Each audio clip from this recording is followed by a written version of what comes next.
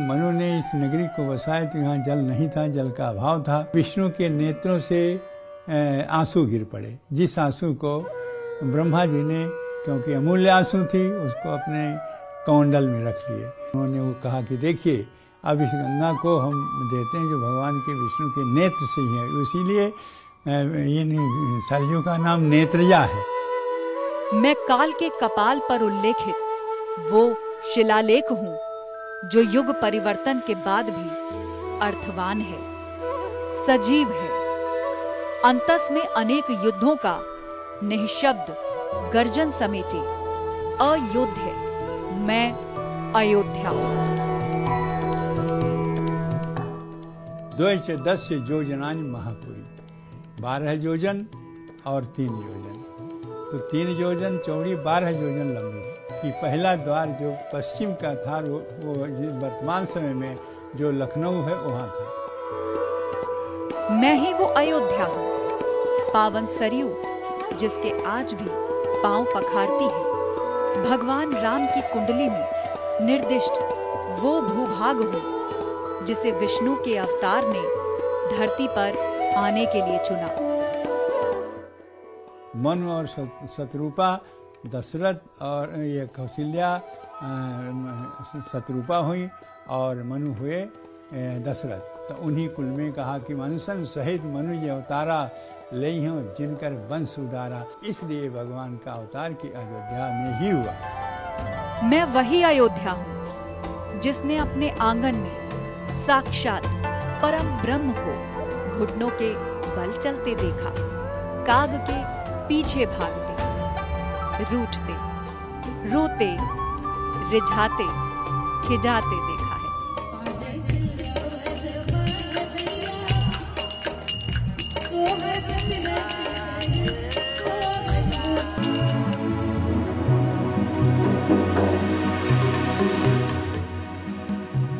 राम को आधार बनाते ही मेरी कथा का प्रारंभ युगों में पीछे चला जाता है।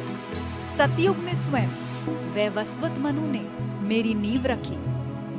सूर्यवंशी राजाओं की मैं राजधानी थी। वर्षों तक चले राम राज्य के बाद जब श्री राम ने जल समाधि ले अपनी सांसारिक लीला समेटी, तभी से मेरा स्मित, मेरा हास्य, लास्य और श्रृंगार भी तिरोहित होने लगा। एकाकी रह गई मैं, जनरव रहते हुए भी मन से उजाड़ हो चली।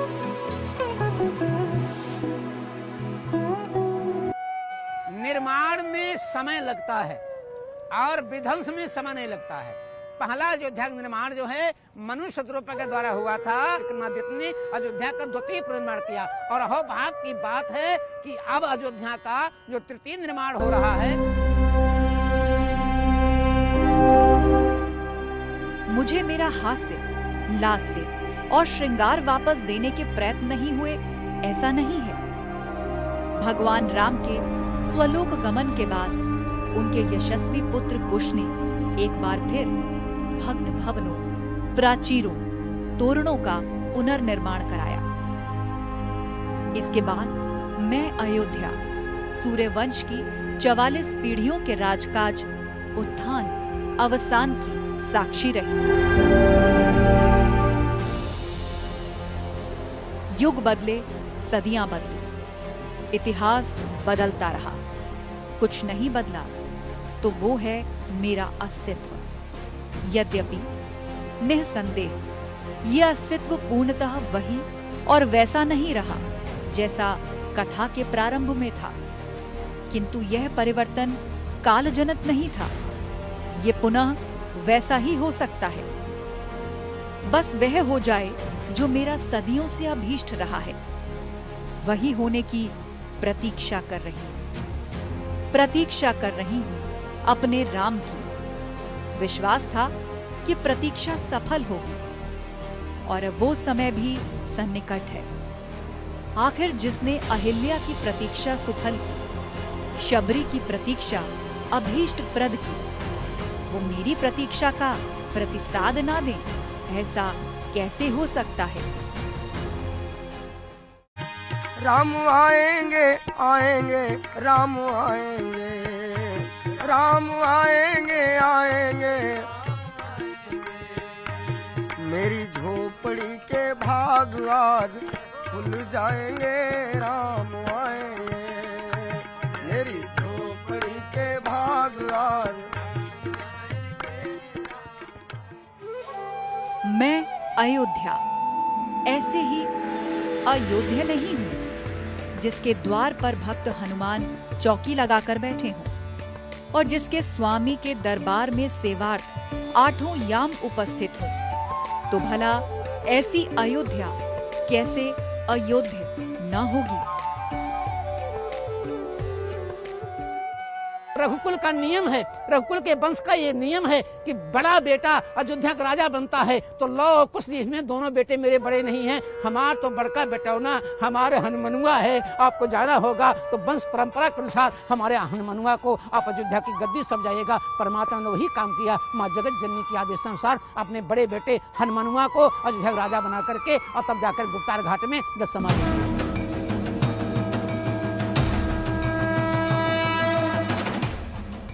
अयोध्या जिसे आप खुली आंखों से देखें या बंद पलकों से, भगवान राम इसके कण कण में दिखेंगे।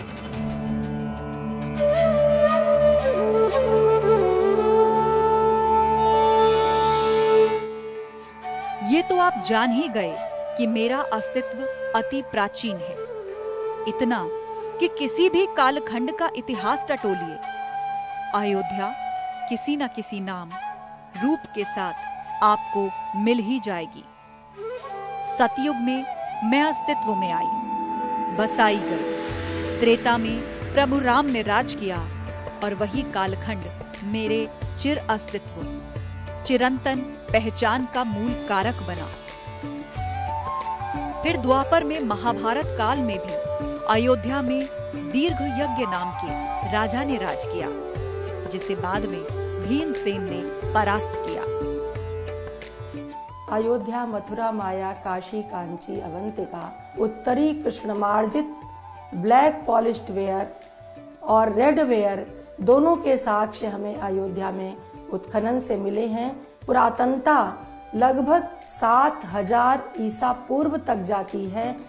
कलयुग में पौराणिक काल से बाहर आकर अयोध्या का इतिहास अगर देखें तो गौतम बुद्ध के समय मेरा उल्लेख मिलता है, जब कौशल के 2 भाग हो गए थे, एक उत्तर कौशल, दूसरा दक्षिण कौशल, जिनके बीच में बहती थी सरयू नदी। आध्यात्मिक रूप से परम वैभव का यदि कोई सबसे अच्छा स्थान हो सकता है तो अयोध्या है। इसलिए भगवान बुद्ध ने इस स्थान को अपने त्याग, तपस्या और समर्पण के लिए अवचुनन किया। करीब 600 ईसा पूर्व में राजा प्रसेनजीत के समय में मैं श्रावस्ती की राजधानी थी। गुप्त सम्राट स्कंदगुप्त अपनी राजधानी पाटलिपुत्र से यहाँ लेकर आए और मेरा नाम रखा अयोध्या। तब अर्थात गुप्त काल में मेरी गिनती बड़े व्यापारिक केंद्र के रूप में होती थी। समय व्यापारिक केंद्र के रूप में उत्तर भारत में एक प्रसिद्ध नगर था। 2 नगर, एक श्रावस्ती और एक अयोध्या। पूरे सरजू के रूट पे खाली अयोध्या ही मुख्य नगर था, और जिसका गुप्तों के समय में व्यापारिक महत्व बहुत बढ़ गया था। शुंग वंश के प्रथम शासक पुष्यमित्र शुंग का एक शिलालेख अभी तक मैंने संभाल कर रखा, जिन्हें वैदिक धर्म के पुनरुत्थान का श्रेय भी दिया जाता है। आगे चलकर इतिहास के इन्हीं पृष्ठों, अभिलेखों में उल्लेखित तथ्य साक्ष्य के रूप में मेरी पहचान सिद्ध कराने वाले हैं। द्विरश्वमेध याजिनः, जो एक प्रत्यक्ष प्रमाण है कि पुनः सनातन धर्म को स्थापित करने वाला पुष्यमित्र शुंग अयोध्या में राज्य कर रहा था। बौद्ध काल में साकेत नाम प्रचलन में आने के बाद कुछ दशक ही बीते और पुनः